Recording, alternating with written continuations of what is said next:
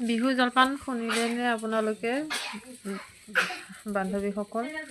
আমি শুনি আছোঁ, অলপ অলপকৈ এইকেইদিন শুনিয়ে আছোঁ বাৰু বিহু বুলি।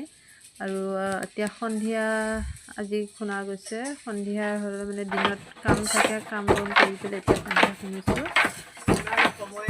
অলপ শুনা হ'ল বাৰু, আজি অলপ সন্ধিয়া এতিয়া জলপান শুনা হৈ আছে, আজিও অলপ শুনিছোঁ।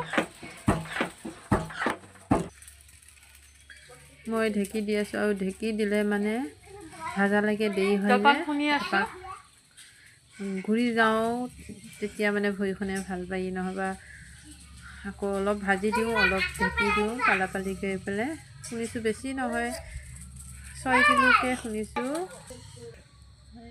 আজি 6 কিলো, যোৱাকালি 6 কিলো, সেনেকৈ শুনি পেলাই সন্ধিয়াই হৈ গ'লগৈ। কৰিছোঁ।